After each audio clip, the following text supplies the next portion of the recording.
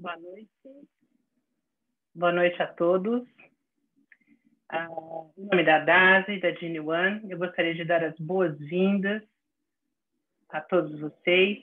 Eu sou a Mônica Conchon, sou head de Oncohemato do grupo, e é com grande orgulho que eu faço parte de uma equipe de especialistas do Núcleo Avançado de Oncomatologia, que está para ser inaugurado em poucas semanas, em 2 semanas. Então, esse é o primeiro evento que nós temos de uma série que vamos ter pela frente, e nós teremos discussões sobre as principais doenças oncohematológicas, não só sob o ponto de vista do diagnóstico, mas também com foco em tratamento. Então, como sabem, nós somos parte hoje de um ecossistema, trabalhamos juntos com a Rede IMPA, com um só objetivo: a jornada do nosso paciente. Então, nós vamos começar hoje com um panorama atual da leucemia linfóide crônica, porque é a leucemia mais comum, pelo menos nos países ocidentais, e é mais frequente, obviamente, em pacientes, como nós sabemos, em pacientes mais velhos, e cada vez mais ficamos mais velhos e com mais saúde, e assim precisamos sempre entender e fazer o melhor tratamento, os melhores testes para esses pacientes. Então, nós vamos começar com a doutora Ilana Zalkberg. Ela é professora, ela é pesquisadora do INCA, responsável pela nossa genômica na GeneOne, é responsável por todos os nossos painéis de NGS. Ela vai falar sobre alterações genéticas e sobre prognóstico. Depois a gente vai ter o doutor Sérgio Brasil, um querido amigo, um professor também, coordenador do Ambulatório de Linfomas da Santa Casa, coordenador também da oncomatologia do Hospital Santa Paula, e vai falar sobre o tratamento da LLC. E depois nós vamos ter a doutora Priscila Teixeira, oncomatologista. Ela trabalha no setor, no laboratório de citometria de fluxo, e vai falar sobre a importância da doença residual mínima na LLC. Nós não vamos abrir para perguntas durante essa nossa discussão, porque o tempo é restrito, nós temos todos estão participando, todos vocês estão participando aí de várias lives, então a gente quer otimizar o tempo, mas nós vamos manter aqui, a gente vai colocar um e-mail para todas as perguntas endereçadas por esse e-mail, que vai aparecer aqui no nosso chat. Nós vamos responder a todas essas perguntas que forem endereçadas para a gente. E eu espero que esse encontro seja realmente uma porta aberta para o nosso núcleo avançado, para que vocês nos conheçam e para que a gente possa dar todo o suporte ao diagnóstico, ao tratamento, e que a gente possa realmente ter, daqui para frente, cada vez mais um estreitamento entre nossos especialistas e vocês. Então, realmente sejam bem-vindos, e nós vamos começar, então, com a doutora Ilana. Ilana, por favor. Obrigada, boa noite. Obrigada, Mônica. Vou aqui dividir minha tela com vocês.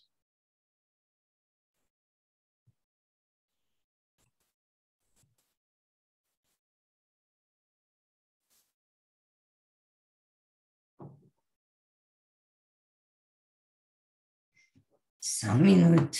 Desculpa.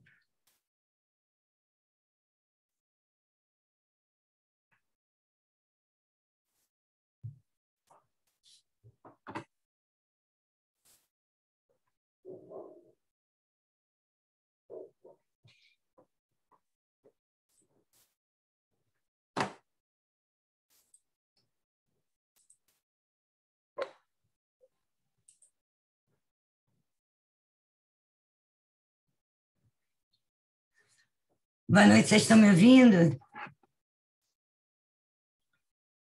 Ok, então a LLC ela é um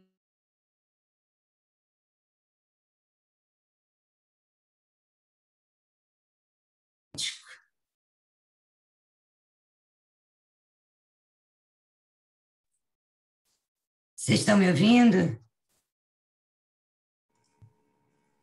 Sim, estamos. E agora? Tranquilo, estamos ouvindo.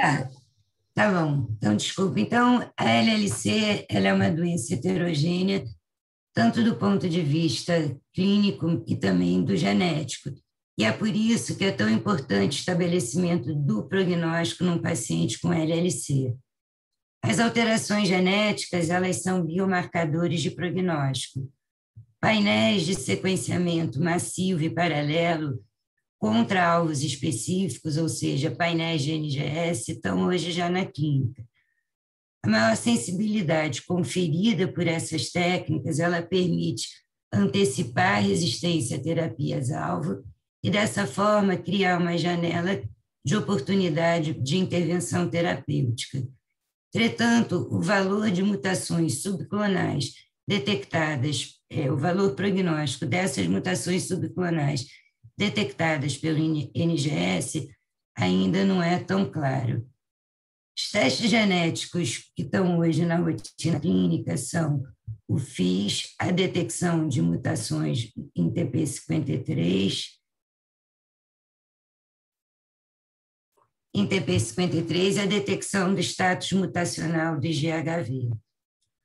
O modelo citogenético de prognóstico para LLC, ele define 5 categorias diferentes definidas pelo FIS. Pacientes com deleção do 17 e do 11 apresentam uma sobrevida significativamente inferior quando comparados àqueles com deleção única do 13. O valor prognóstico de mutações em TP53 detectadas por Sanger, ele é bem similar àquele atribuído pela presença de deleções no 17P. Molecularmente, a LLC ela pode ser dividida em 2 grandes grupos de acordo com o status mutacional dos genes que codificam a porção variável da cadeia pesada da imunoglobulina, que eu vou chamar daqui para frente de IGHV. O acompanhamento ao longo prazo de pacientes com IGHV mutado versus não mutado consegue discriminar a sobrevida média dos pacientes com IGHV não mutado em 9 anos, enquanto não consegue chegar na sobrevida média dos pacientes do grupo do IGHV mutado. Um painel simples de FIS, ele é utilizado em núcleos interfásicos e feitos em sangue periférico e pesquisa as alterações importantes no modelo prognóstico citogenético.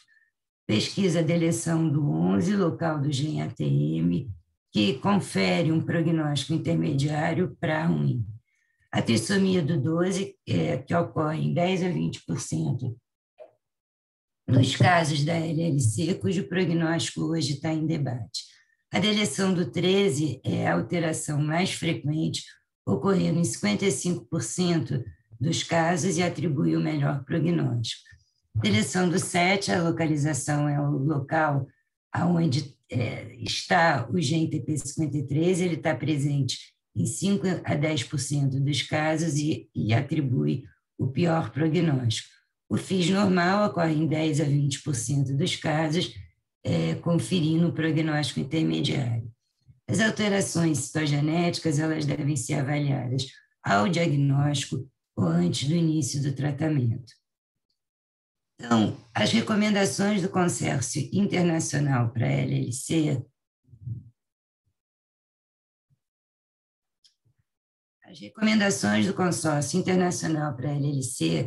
antes do início do tratamento incluem a detecção de alterações citogenéticas por FIS, a citogenética convencional no sangue periférico, embora a gente faça pouco aqui, a detecção de mutações em TP53 e a definição do status mutacional do IGHV.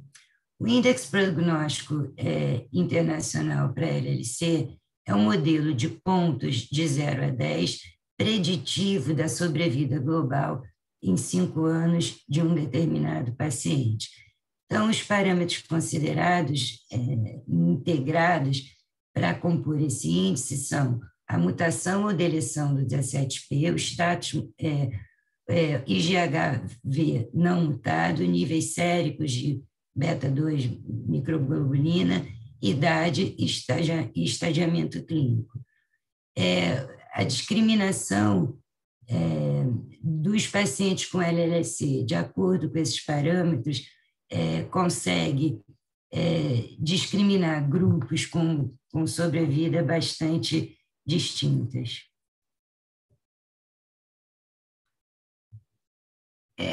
O tempo para o primeiro tratamento em pacientes com LLC assintomáticos, ele foi avaliado a partir de uma meta-análise com quase 5.000 pacientes.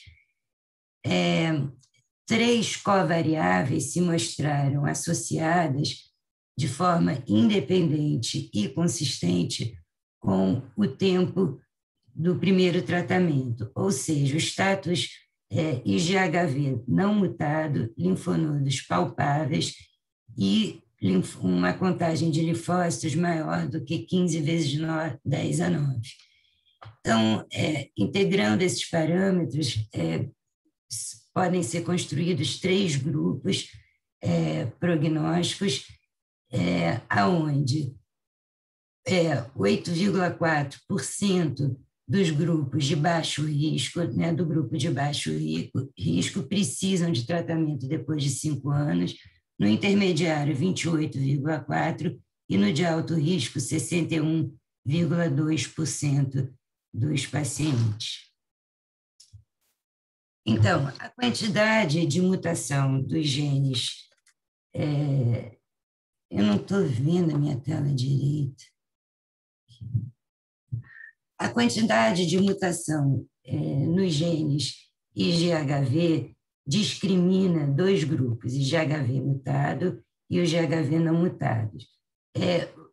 A quantidade de mutação, porque se mais do que 2% de mutação na comparação dos segmentos gênicos germinativos, esse grupo é chamado de IgHV mutado. Quando eu tenho menos de 2% de mutação em comparação com a forma germinativa do IgHV, eu digo que eu tenho um IgHV não mutado. Entretanto, tendo isso em mente, uma quantidade considerável de casos, ela foge a essa categorização essa categoria tão bem identificada de um melhor prognóstico, uma sobrevida média não alcançada pelo grupo de IgHV mutado em comparação com não mutado. Um exemplo disso é o uso do segmento IgHV3-21, que pode acontecer tanto em casos com IgHV mutado como em casos com IgHV não mutado. A presença desse segmento, independente da categoria de IgHV, atribui um prognóstico adverso, muito agressivo, com primeiro tempo de tratamento de 1 a 6 anos.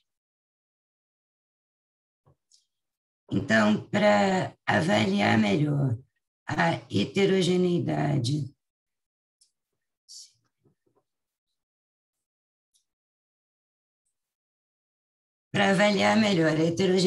de pacientes com LLC dentro de uma mesma categoria, uma análise foi feita, onde se viu que o risco atribuído pela trissomia do 12, uma análise multivariada foi feita, onde o risco da trissomia do 12, de anormalidades em TP53, ou do subtipo 2, de receptor de célula B estereotipado, conferia um risco 3 vezes maior de iniciar o tratamento. Em contraste, no grupo do IgHV não mutado, as anormalidades de TP53, mutações em SF3B1 e deleções de 11q foram os parâmetros que atribuíram a maior associação em relação ao início do primeiro tratamento. A citogenética convencional, o cariótipo complexo detectado obtido através da citogenética convencional, ele é cada vez mais importante, a importância dele está sendo cada vez mais entendida, porque a presença de cariótipo complexo ele é preditiva de progressão de doença, sobrevida e resposta terapêutica. Do lado direito, a gente vê que pacientes com LLC tratados com ibrutinib, com cariótipo complexos, têm uma sobrevida livre de eventos significativamente menor do que aqueles pacientes sem cariótipo complexo. Da mesma forma, pacientes tratados com venetoclax têm uma progressão muito maior quando também tem o cariótipo complexo, quando comparados com aqueles pacientes de cariótipo não complexo.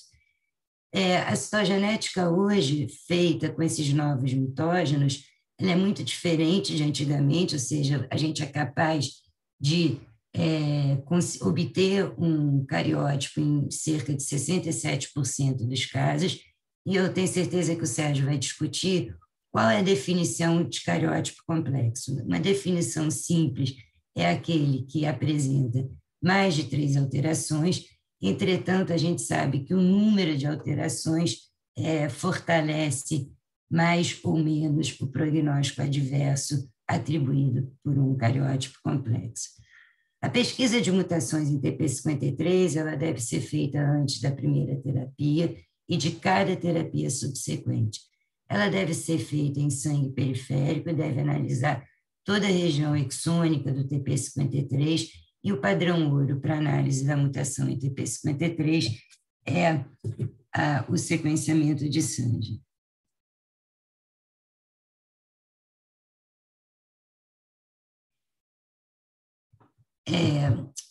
A discriminação da genômica da LLC ela permite, né, um maior entendimento das bases moleculares da LLC. 40 genes foram recorrentemente mutados na LLC, entretanto,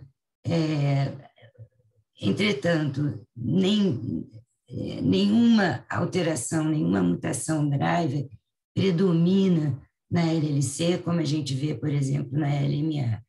O que predomina na LMC são subclones, são mutações subclonais que têm um padrão, né, são subclones com padrão mutacional bastante heterogêneo, e talvez seja aí a heterogeneidade vista na LLC. Então, as mutações gênicas, né, na LLC, elas atingem diferentes categorias gênicas. Elas atingem genes responsáveis pelo reparo de DNA, genes modificadores de proteína, genes da edição de RNA, genes que atuam na via de sinalização do receptor de célula B ou na via de RAS, assim como genes de sinalização de NOT.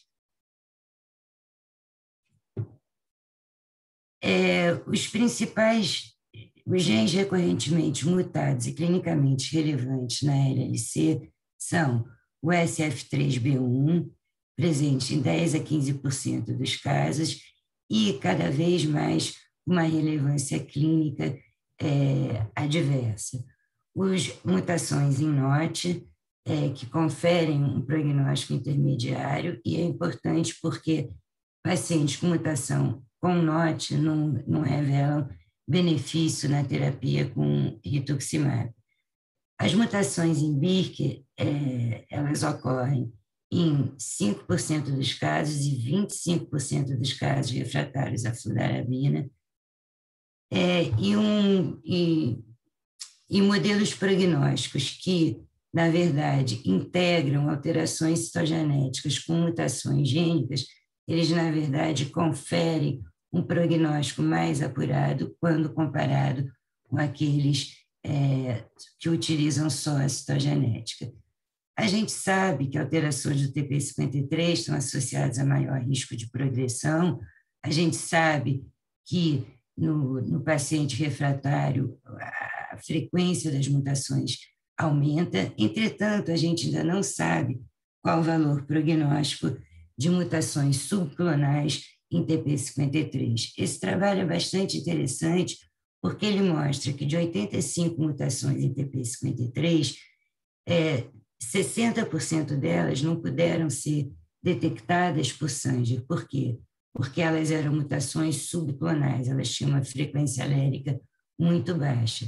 Entretanto, as mutações subclonais, elas conferem o mesmo impacto prognóstico desfavorável de mutações clonais. Eu estou acabando o meu tempo, eu estou vendo aqui, eu só queria rapidamente falar que a detecção de mutações em BTK, em PLCG2, elas são importantes para a avaliação da resistência a terapias alvos. Elas podem ser detectadas em torno de 9 meses antes da resistência clínica propriamente aparecer. Já começa a se identificar mutações em BCL2 como resultado do uso de venetoclax.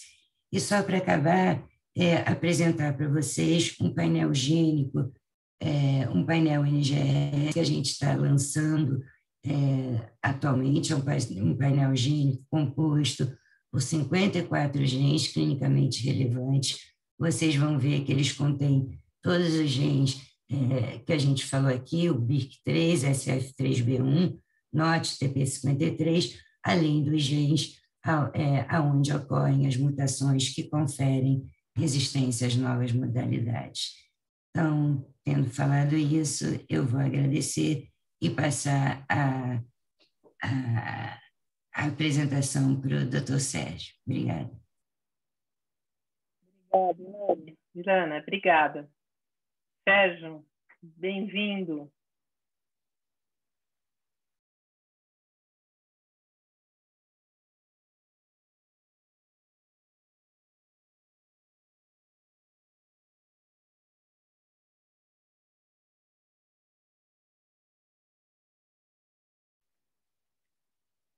Vou colocar aqui, a gente tem já o e-mail, tá? Para quem tiver dúvida, para a gente já endereçar. Eu preciso que descompartilhem a tela da doutora Ilana, senão eu não consigo compartilhar minha tela. Desculpa.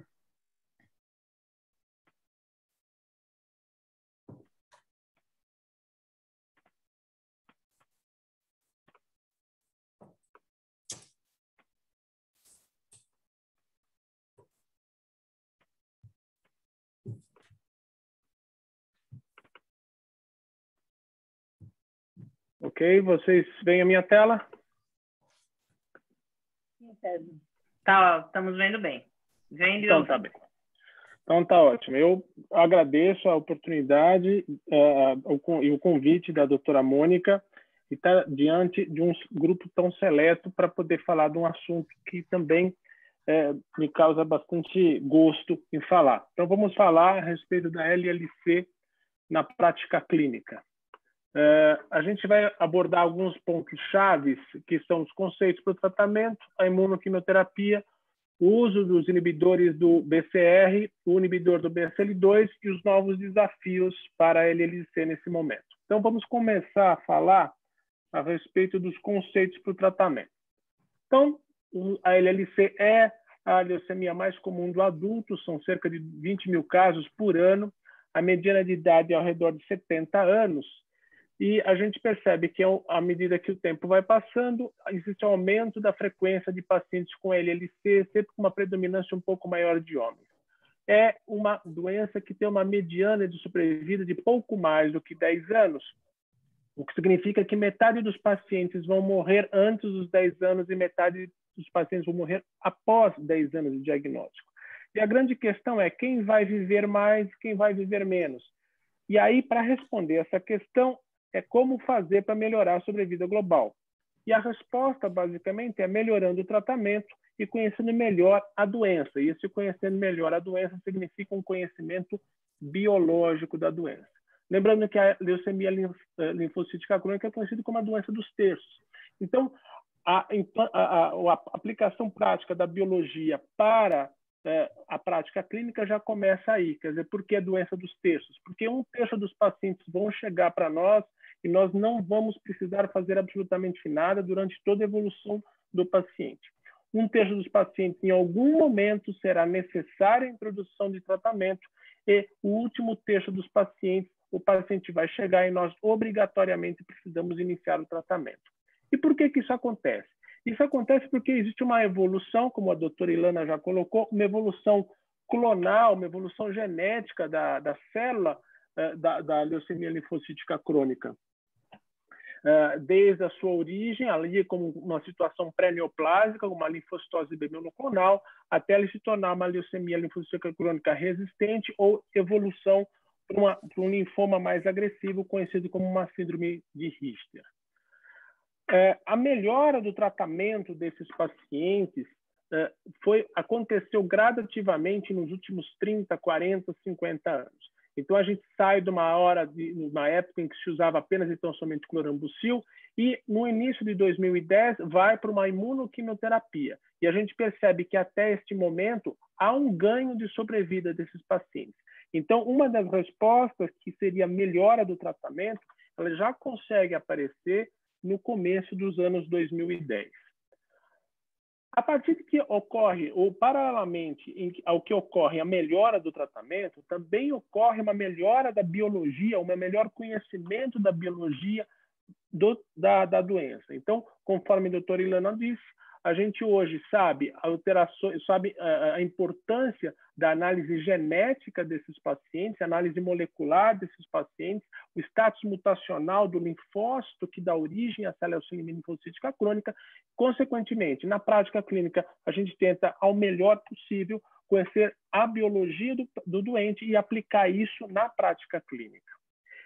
Essa aplicação na prática clínica fica mais evidente quando a gente coloca o índice prognóstico internacional da leucemia linfocítica crônica, que subdivide esses pacientes em 4 subgrupos, como já foi comentado, mas que é fundamentalmente centrado na biologia da doença. Ou seja, eu tenho cerca de 6 pontos aqui dos pontos possíveis para que esse paciente tenha esse score centrado, seja na biologia molecular, seja no status mutacional da imunoglobulina do linfócito que dá origem à doença. Então, é fundamental o conhecimento genético e molecular para uma aplicação na prática clínica e prognóstico dos pacientes. E também é importante a avaliação desse status para a gente entender para a gente definir o tempo que vai evoluir para o início do tratamento. Também o status mutacional, mais uma vez, um conhecimento da biologia da doença, é importante para essa avaliação. Então, este é outro índice prognóstico que é interessante, que é importante que a gente avalie para definir quando que nós começaríamos a tratar esse paciente, que é hoje na prática clínica bastante utilizado. Além dos conhecimentos que a gente tem ali do TP53 e do status mutacional, outros dados começam a aparecer. Então, eu tenho, por exemplo, a presença do cariótipo complexo. O cariótipo complexo que acaba complicando, acaba piorando o prognóstico desses pacientes. Seja esses pacientes com o TP53 ou sem o TP53.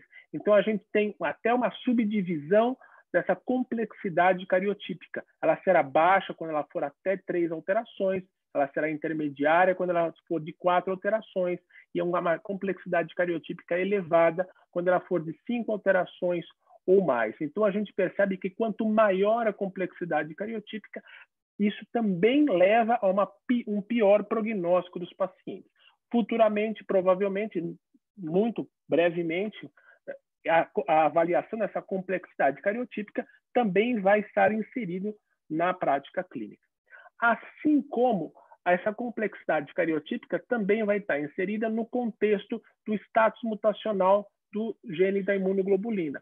Percebam que nos gráficos a gente mostra que o fato de um paciente ter um status mutacional mutado, que conferiria um melhor prognóstico, no momento em que esse paciente tem um cariótipo complexo, esse melhor prognóstico conferido pelo status mutado acaba desaparecendo. Então, a imbricação dos conceitos genéticos e biológicos da célula que dá origem à doença são fundamentais para o prognóstico, para a definição do tratamento desse paciente.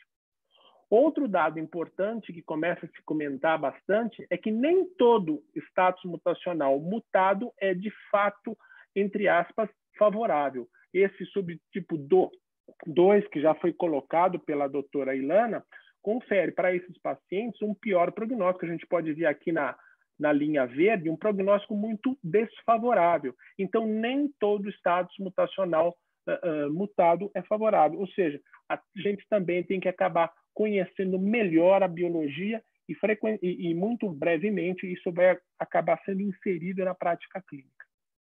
Os subclones do TP53 são outros dados importantes, é outro dado importante, como a doutora Ilana já colocou, pacientes que têm subclones e que não são frequentemente detectáveis, a presença desses pacientes confere um prognóstico tão ruim quanto aqueles detectáveis. Então, também deverão ser inseridos na prática clínica. De certa forma, então, para o tratamento, a gente tem que avaliar vários fatores. A gente tem que avaliar o paciente com as comorbidades, que a gente avalia através de um índice, o CIS, né, a avaliação das comorbidades, as expectativas do paciente e o custo do tratamento. A gente tem que levar em consideração a citogenética, basicamente os fatores de mau prognóstico hoje, reconhecidamente, a deleção do braço curto do cromossoma 17, a mutação do gene TP53 e o status mutacional da imunoglobulina. A gente tem que levar em consideração a segurança do tratamento, e aí, basicamente, comorbidades específicas do paciente, condições cardíacas, renais, o uso de outras medicações que esses pacientes eventualmente fazem, relembrando que são pacientes por volta dos 70 anos e frequentemente têm um uso de outras medicações, e com relação ao tipo e número de tratamentos anteriores que esses pacientes já fizeram. Então, é importante a avaliação do tratamento anterior. É o balanço desses 4 fatores que vão determinar como é que nós vamos acompanhar esse paciente na prática clínica. Então, basicamente, o primeiro item, os princípios do tratamento. Nós não devemos iniciar o tratamento no paciente assintomático, mesmo que pelo índice prognóstico internacional ele seja de alto risco. O prognóstico desfavorável, a gente tem que levar em consideração a questão molecular e citogenética, um status mutacional não mutado, ele é de pior prognóstico do que o mutado, mas atenção para aquele subtipo 2. Outros dados interessantes ainda utilizados, a presença de CD38, o ZAP70, alterações cromossômicas específicas, principalmente deleção do braço curto do cromossoma 17, do braço longo do cromossoma 11, atenção para o cariótipo complexo e atenção para subclones do TP53 mutado, para a mutação do gene TP53 e, finalmente, o prognóstico da LLC é afetado pelo estádio clínico, pelo perfil molecular e pelo citogenético. Muito bem. Diante disso, como é que nós vamos fazer? Vamos falar um pouco da imunoquimioterapia. A imunoquimioterapia, ela aparece em trabalhos já da final da década de 90, em 1999, e aí onde se comparou a fludarabina com a fludarabina e a ciclofosfamida. E a fludarabina e ciclofosfamida mostrou-se melhor do que a fludarabina isolada. Bom, a partir daí é esta combinação da fludarabina e ciclofosfamida que é o elemento a ser batido. E ele é batido no início dos anos 2000, no estudo CLL8, quando associa-se a fludarabina e a ciclofosfamida, o rituximab. Esse trabalho CLL8 ele é interessante, porque ele é um primeiro trabalho que leva em consideração a doença residual mínima. E nesses pacientes, com estudo, com o uso da fludarabina, ciclofosfamida e rituximab, foi conseguido obter doença residual mínima negativa para vários subgrupos de pacientes, para alguns subgrupos, e a gente percebe, além disso, que o status dessa doença residual mínima tem uma influência importante no prognóstico desses pacientes. Então, um dado importante desse trabalho é que, pela primeira vez, a doença residual mínima é levada em consideração na prática clínica. Muito bem, mas eu tenho problemas com a imunoquimioterapia, com o estudo FCR, com o esquema FCR. Primeiro, ele baixa a tolerância. É baixa a tolerância porque esse estudo CLL8, os pacientes, em geral, são pacientes com uma faixa etária mais baixa do que aquela faixa etária que, costumeiramente, os pacientes com leucemia linfocítica crônica têm. Então, geralmente, os pacientes de ALLC têm mais que 65 anos, que é a faixa etária mediana dos pacientes do estudo CLL8. Outra coisa, o paciente, no estudo CLL8, a gente percebe que existem subgrupos diferentes de pacientes, e esses subgrupos diferentes vão determinar respostas diferentes. E o terceiro problema desse esquema é o desenvolvimento de neoplasias mieloides secundárias ao uso desse esquema. Bom, mas no final das contas, quem acaba se beneficiando hoje da imunoquimioterapia? Se a gente levar em consideração pacientes acima de 70 anos, que representam cerca de 45%, esse esquema não é um esquema bom para esses pacientes. A deleção do 17p, que também responde muito mal a esse tratamento, representa cerca de 7% dos pacientes. A deleção do braço longo do cromossoma 11, cerca de 20%, não vão responder favoravelmente. O cariótipo complexo, presente em quase 18% desses pacientes, também não vão responder. E o subtipo 2, daquele status mutacional da imunoglobulina, também não vão responder favoravelmente à imunoquimioterapia. De sorte que a imunoquimioterapia hoje, ela é favorável, ela é utilizável e alguns pacientes se aproveitam dela cerca de pouco menos do que 10%. Então, são pacientes, para usar esse esquema, devem ser pacientes com menos de 70 anos, pacientes com bom performance status, pacientes com status mutacional IGVH mutado, com exceção daquele subtipo 2, pacientes que têm a deleção do braço longo do cromossoma 13 isolada ou a trissomia do 12, e, mesmo assim, a gente tem que ter cuidado com as neoplasias secundárias. Bom, diante disso, há necessidade de outras formas de tratamento. Então, os inibidores do receptor de célula B. O modelo para isso é o ibrutinib, que foi o primeiro inibidor do protonquinase, que é uma enzima ligada ao receptor de célula B. E ele, com o uso do ibrutinib, que a gente já tem cerca de 7 anos de experiência, há o desaparecimento do mau prognóstico do status de imunoglobulina. Então, pela primeira vez, o status mutacional do gene da imunoglobulina passa a contar menos para o prognóstico desses pacientes. O ibrutinib faz com que isso fique igualado. Com o aparecimento de ibrutinib, eu tenho o aparecimento de outros inibidores da protonquinase, ou então outros inibidores do receptor de célula B. E aí a gente tem, além do ibrutinib, o idelalisib e o acalabrutinib. O que vai diferenciar entre um e outro são 2 fatores: os efeitos colaterais, que a gente vai abordar daqui a pouco, e o tempo de uso que essas medicações vêm sendo feitas. Mas algumas coisas são semelhantes entre elas. Nenhuma delas, por exemplo, conseguiu apagar o mau prognóstico da deleção do braço curto do cromossoma 17. Certo? Nem ibrutinib, nem idelalisib, nem acalabrutinib. O que significa que ainda existem tarefas a serem cumpridas na prática clínica. Outra situação que a gente percebe é o aparecimento de mutações que levam à resistência ao ibrutinib. E essas mutações devem e serão cada vez mais pesquisadas à medida que nós tivermos cada vez mais experiência com o uso dessas medicações. Muito bem, outro elemento importante no tratamento clínico desses pacientes é o inibidor do BCL2. Então, o BCL2 ele mostra também, assim como o ibrutinib, uma eficácia para o status mutacional não mutado. Ele iguala o prognóstico do status mutacional mutado, principalmente quando comparando os grupos com clorambucil e obinutuzumab, estudo clássico que comprova a eficácia do venetoclax, que é a medicação, a droga inibidora do BCL2. E a partir daí, então, o venetoclax também passa a ser uma excelente opção para o tratamento desses pacientes. Mas, tanto quanto o inibidor da protonquinase, o ibrutinib ou seus similares, ele não consegue afastar o mau prognóstico dos pacientes com deleção do braço curto do cromossoma 17. Esses pacientes continuam tendo um prognóstico desfavorável e também são desfavoráveis os pacientes que têm uma aberração, uma mutação do gene TP53. Essas novas medicações não conseguem afastar ou diminuir essa possibilidade. Além do que, chama a atenção no estudo dos efeitos colaterais grau 3, uma ocorrência maior de neoplasias no subgrupo que utilizou o venetoclax. Uma explicação que até agora não foi não foi dada, talvez provavelmente por uma situação casual, mas o fato é que o dado está aí. Quer dizer, eu tenho uma porcentagem maior de neoplasias no grupo que usa a neoplasia, que usa o venetoclax. A questão é, com o tempo, como é que isso vai se comportar. Mas o fator mais interessante do venetoclax é a volta do conceito de doença residual mínima. O venetoclax é conhecido hoje como uma terapia finita. O paciente recebe essa medicação por 2 anos e ele promete, ou ele tenta entregar uma situação de que existe uma negativação do DRM. E com isso, o paciente poderia parar o tratamento.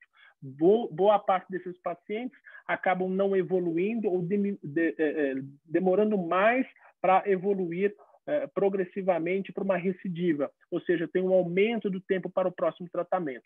Com certeza, eu tenho uma melhor sobrevida livre de doença desses pacientes. Então, o conceito de doença residual mínima volta com tudo com o uso do venetoclax. Mas a questão é, será que a doença residual mínima é de fato o cálice sagrado? Eu devo buscar sempre a doença residual mínima? A gente tem que levar em consideração que pacientes diferentes, a gente precisa de objetivos diferentes. Se a gente for levar em conta a expectativa de vida e com relação à idade desses pacientes, será que de fato eu preciso buscar sempre a doença residual mínima para esses pacientes? Ou muitas vezes eu preciso apenas controlar esta doença? Essa é uma resposta que a gente ainda aguarda para o futuro. E quais são, então, os novos desafios para esses pacientes? Bom, a lista de efeitos colaterais que essas novas medicações causam. Essas novas medicações são conhecidas frequentemente como quimio-free, livre de quimioterapia. O fato do paciente ser quimio-free ou livre de quimioterapia não significa que ele seja livre de efeitos colaterais. Basicamente, eu tenho no ibrutinib os grandes problemas. Eu tenho a fibrilação atrial, que esses pacientes muitas vezes apresentam. Eu tenho quadros de sangramento, que muitas vezes os pacientes apresentam, porque o ibrutinib ele é um inibidor de agregação plaquetária. A calabrutinib apresenta basicamente os mesmos efeitos colaterais, só que com uma menor intensidade. O idelalisib nós não temos no Brasil. Ele chama a atenção os pacientes que têm infecções e principalmente pneumonite. E no venetoclax, o grande problema acaba sendo a síndrome de lise tumoral para esses pacientes. O fato é que quando a gente compara os inibidores de brutonquinase, inibidores de BCL2, a primeira causa de descontinuidade dos inibidores de brutonquinase diz respeito aos efeitos adversos. Pacientes com mialgia, artralgia, fibrilação atrial, manifestações hemorrágicas. E com relação ao venetoclax, apesar de ele prometer uma terapia finita e ele, com 2 anos eu encerro o tratamento, o problema acaba sendo a progressão da doença. Bom, como é que a gente pode driblar isso? Para o futuro, a era das combinações.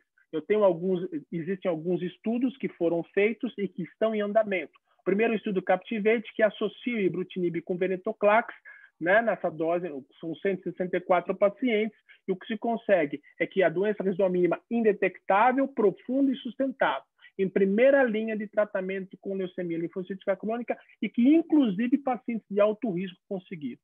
A associação das duas medicações mostrou ter um efeito sinérgico antitumoral, com baixo índice de descontinuidade e alto índice de completude de tratamento. O outro estudo é o estudo GIVE, que leva em consideração a associação do anticorpo monoclonal o obinutuzumab, o venetoclax e o ibrutinib, associação de 3 mecanismos de ação diferentes para atuação nesta doença. O que nós obtivemos? Tratamento de duração limitada, então é uma terapia finita, tem uma resposta completa de quase 60% e mais de 80% de doença residual mínima em sangue periférico. Poucos efeitos colaterais, então passou a ser mostrou ser um esquema seguro, mas com alto risco de infecção, esses pacientes precisam ser monitorados com relação a esse aspecto. E aí a grande questão é se talvez esse não seria o melhor esquema de primeira linha para os pacientes de alto risco. E o estudo, o CLL-17, que fraciona os 3 pacientes, né, divide um estudo randomizado, onde monoterapia com ibrutinib, o venetoclax mais obinutuzumab, o ibrutinib mais venetoclax. Qual deles será o melhor esquema de tratamento para os pacientes previamente estratificados? a gente ainda vai aguardar essas respostas, porque o estudo termina somente em 2025. Então, basicamente, o que a gente tem como primeira linha, imunoquimioterapia e o inibidor da bronquinase, venetoclax mais obinutuzumab. E o tratamento de segunda linha, nós temos aqui o inibidor de bronquinase, ou então eu posso repetir a imunoquimioterapia se a progressão foi superior a 3 anos. Se eu usando como primeira linha o inibidor de bronquinase, esse paciente pode ter tido ou intolerância ou falha. Se ele teve intolerância, a opção seria venetoclax, um outro inibidor de bronquinase, que é o acalabrutinib, ou o idelalisib, que nós não temos no Brasil, mas o acalabrutinib nós já temos. Se houve falha de tratamento, eu tenho que mudar. Então, ou eu uso venetoclax, ou eu uso a imunoquimioterapia.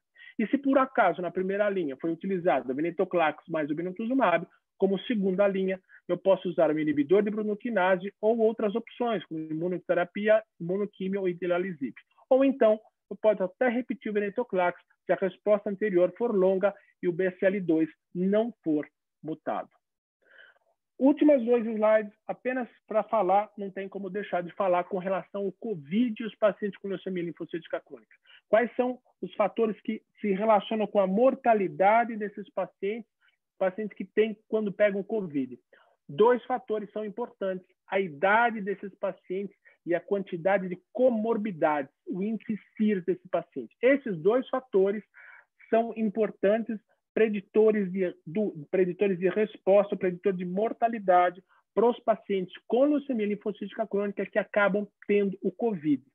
E com relação à vacina, é lembrar que os pacientes com leucemia linfocítica crônica, ele não tem contraindicação para receber a doença, para receber a vacina, desde que seja vacina com vírus morto ou inativado, mas deve-se lembrar que esses pacientes não montam uma resposta imune adequada, então eles vão apresentar uma eficácia subótima da vacina, embora a gente tenha muitas variáveis a serem estudadas e avaliadas nesses pacientes que recebem essa vacina.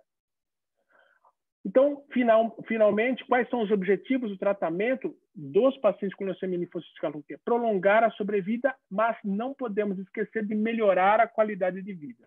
A gente tem vários caminhos, mas com um objetivo único. E qual é o melhor de todos os tratamentos? Vai ser aquele mais... Será que é o mais curto? Será que é o mais seguro? Ou será que é o mais barato? Isso a gente ainda não consegue definir, mas a gente tem hoje várias opções e o tratamento da leucemia linfocítica crônica é um exemplo para o tratamento de outras doenças oncohematológicas. Obrigado. Obrigada, Sérgio. Excelente. Nós estamos anotando aqui todas as questões também, estão aparecendo aqui, a gente vai estar endereçando, a gente já estamos endereçando aqui. E Priscila, né, com você agora, obrigada. Acho que o Sérgio tira da tela. Obrigada.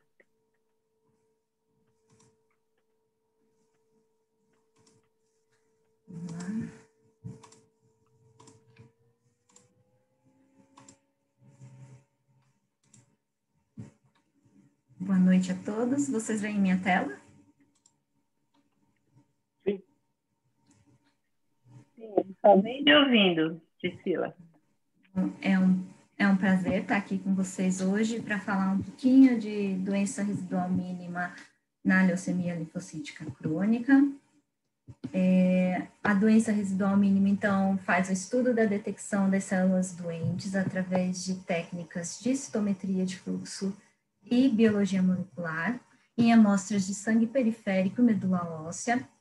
A DRM negativa, ela é, de acordo com os guidelines atuais, ela equivale à detecção de menos de uma célula em 10 mil leucócitos totais, numa sensibilidade de 10 a menos 4.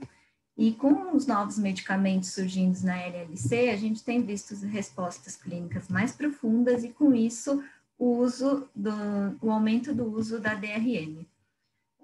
A DRM já faz parte de estudos clínicos há quase 20 anos, inicialmente em técnicas bem pouco sensíveis, e nessas décadas que a gente tem visto um aumento, uma melhora no tratamento, paralelamente a gente vê também uma melhora na sensibilidade e nas técnicas de detecção da doença residual mínima.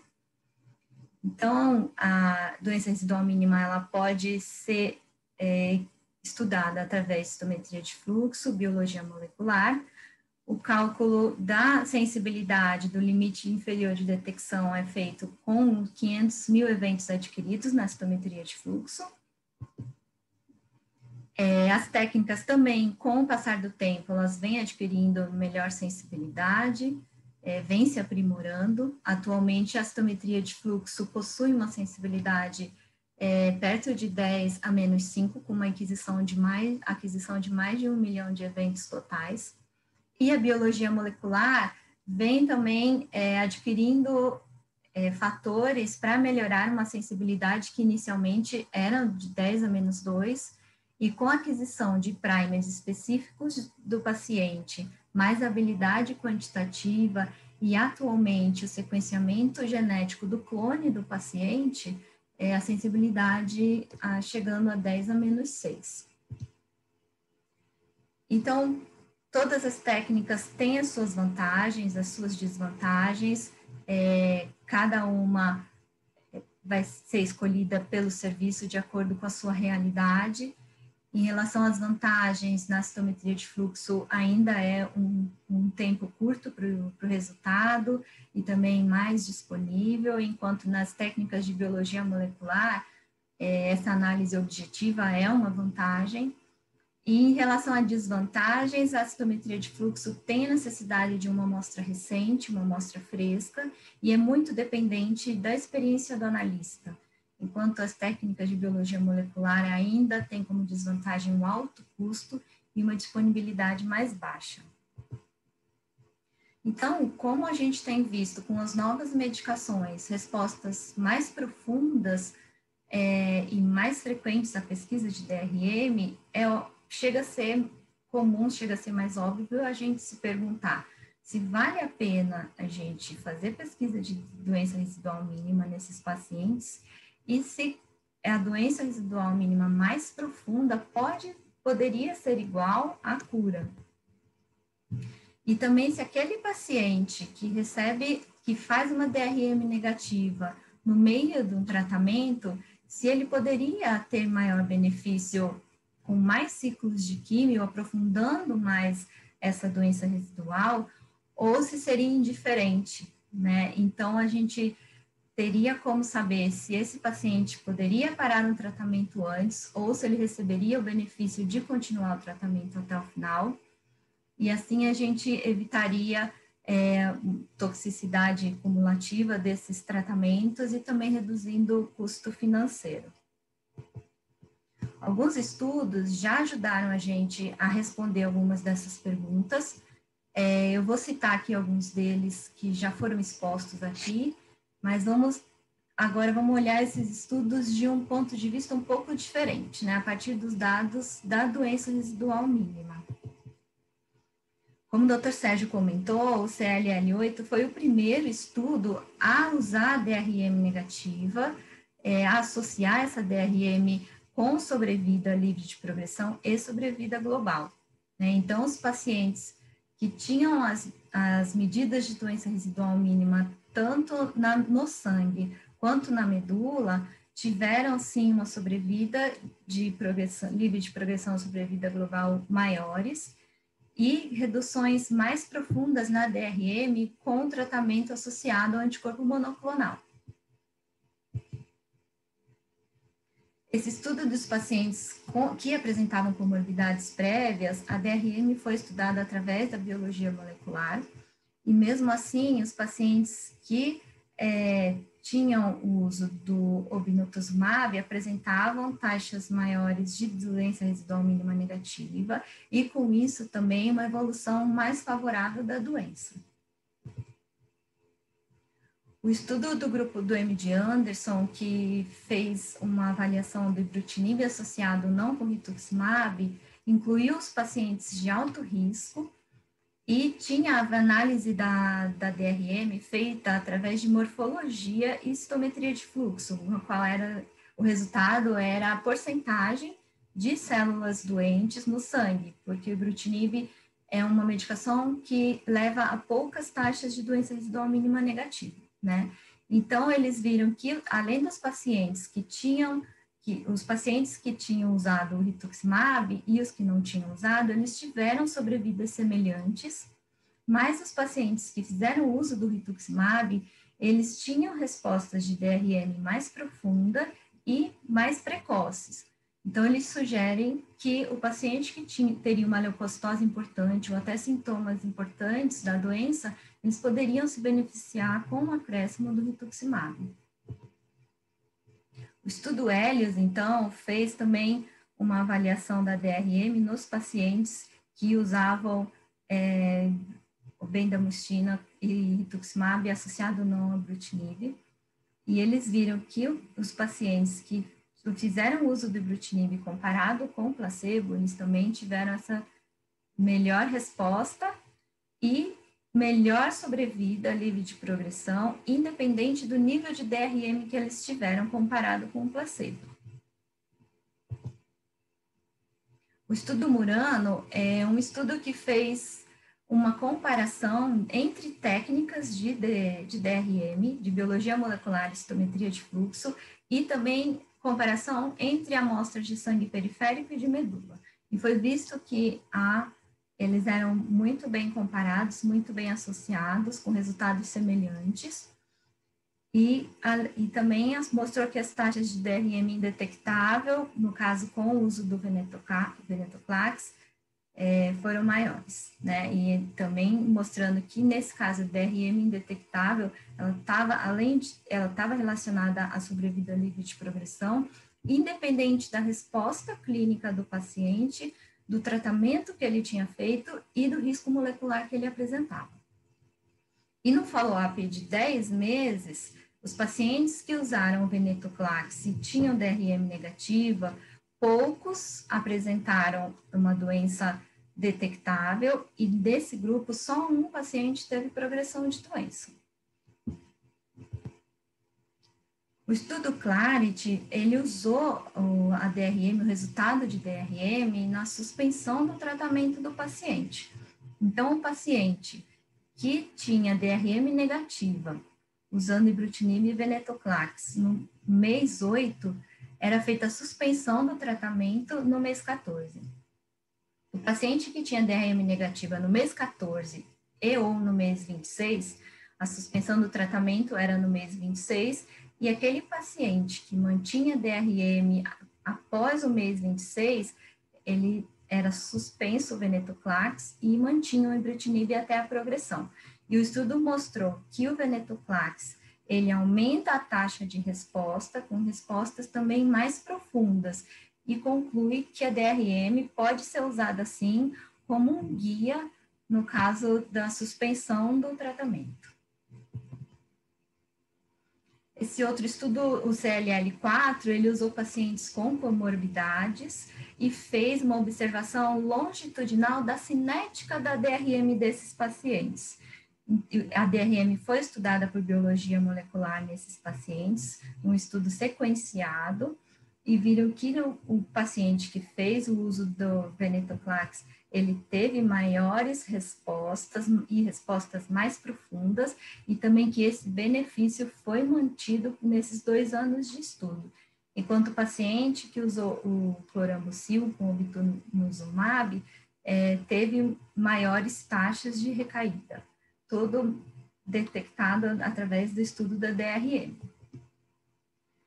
Então, a DRM, ela pode estar relacionada também à indicação de uso de manutenção.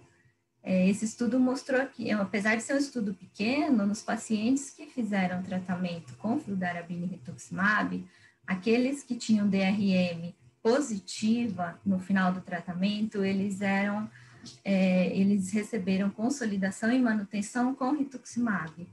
E eles viram, então, que esses pacientes que tinham recebido a consolidação, eles tiveram uma sobrevida livre de progressão muito maior do que aqueles pacientes que tinham DRM positiva e não receberam essa manutenção e consolidação, e que também, comparando com os pacientes que tinham DRM negativa após o tratamento, eles ficaram com uma sobrevida muito semelhante. Em relação à manutenção com lenalidomida, esse estudo mostrou que os pacientes que eram elegíveis a receber a manutenção eram aqueles pacientes que tinham uma DRM positiva após o FCR, associada a fator de alto risco genético. Então, essa DRM ela era estudada por citometria de fluxo, e no follow-up de quase 18 meses, eles viram que os pacientes que receberam a manutenção foram melhores, e que na mediana de sobrevida foi de 13 meses no grupo placebo, e no grupo que recebeu a lenalidomida, essa mediana ainda não foi alcançada nesse follow-up de 18 meses.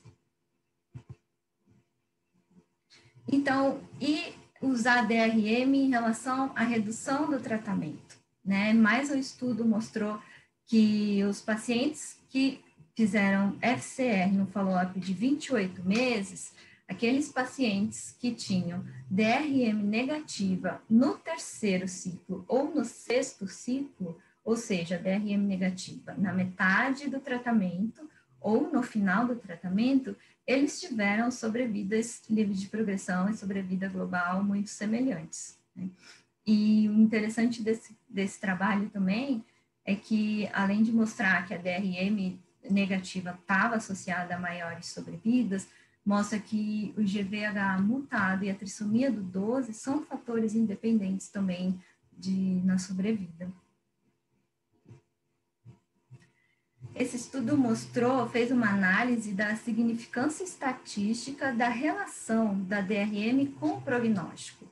Então, um estudo que avaliou os dados de 3 estudos fase 3, né, e jogou esses dados no modelo de meta-regressão, mostrando que sim, que a DRM negativa, ela está estatisticamente relacionada a um melhor resultado de sobrevida livre de progressão, e que também, além disso, o risco de progressão e de morte diminuem com as respostas de DRM mais profundas.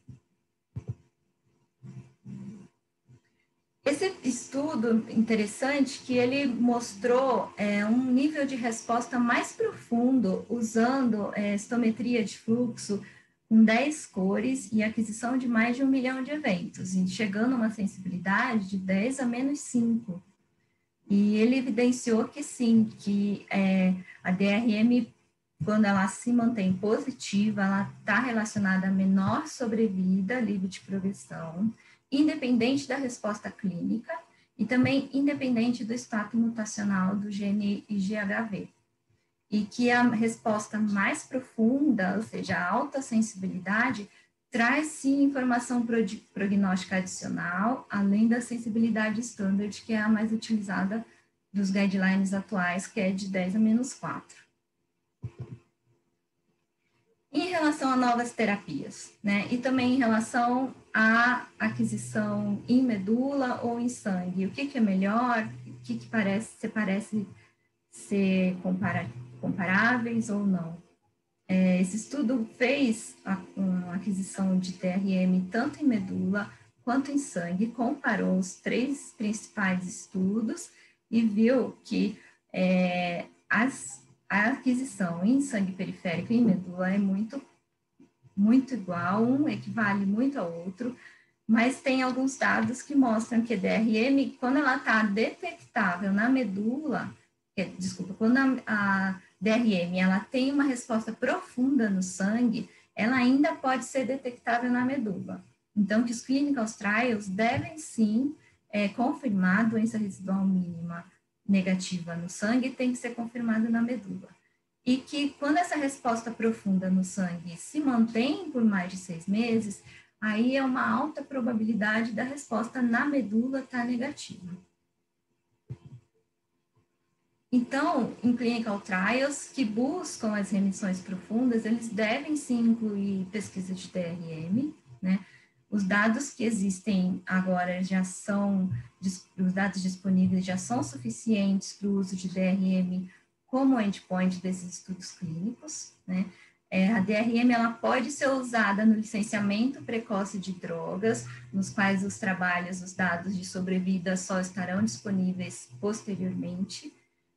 Pacientes com resposta clínica devem ser submetidos a estudos de DRM, e quando a DRM no sangue, tem que ser confirmada na medula óssea, a DRM negativa no sangue. Mas ainda tem valor incerto o acompanhamento seriado da DRM ou uma dosagem única, qual tem melhor valor, e a redução da dose e da duração do tratamento baseados na DRM. Então, em relação à nossa prática clínica, né, o que a gente tem mais de evidência? Nos pacientes tratados com imunoquimioterapia, a avaliação de resposta ainda é clínica, a DRM pode ser utilizada, mas tem que ser associada à clínica, e pode ser utilizada também para dar uma ideia de número fixo de ciclos ou de suspensão de tratamento, sempre individualizado em cada protocolo ou em cada paciente. As novas drogas em imunoterapia, a avaliação de resposta é por clínica, né? A DRM pode dar uma ideia de profundidade de resposta, e a potencial suspensão do tratamento quando a DRM negativa, ainda a gente não tem dados para confirmar essa afirmação. Em relação aos novos agentes, os pacientes tratados com novos agentes, no caso do estudo Murano, ele mostrou que um follow-up maior é necessário para avaliar o término precoce do tratamento baseado na DRM. O estudo Clarity mostrou que a suspensão da terapia com DRM indetectável é possível, e no outro estudo de venetoclax com binotuzumab, há a possibilidade, né, de se parar o tratamento quando o paciente atinge DRM negativa. Então, em conclusão, devido agora ao uso das novas medicações, a possibilidade de respostas mais profundas, então a gente começa a ver DRM mais evidente e mais frequente. A DRM negativa está associada a maior sobrevida livre de progressão e sobrevida global, e a análise de DRM faz parte de estudos clínicos para avaliação de resposta e de novos medicamentos, mas ainda temos a necessidade de novos estudos e também de follow-up mais longos de estudos já lançados para responder algumas perguntas em relação se DRM negativa mais profunda pode estar associada a maior sobrevida livre de progressão, sobrevida global, qual o melhor intervalo para a monitorização da DRM, e se há possibilidade de suspensão do tratamento, em qualquer paciente. Agradeço a todos pela atenção. Obrigada. Eu gostaria de agradecer muito a todos vocês, a participação de muitos colegas, muitos amigos. Nós pegamos aqui as perguntas. Nós vamos responder a todas. E boa noite, se cuidem, e em maio estaremos de volta. Obrigada. Obrigado a todos. Obrigada, boa noite a todos.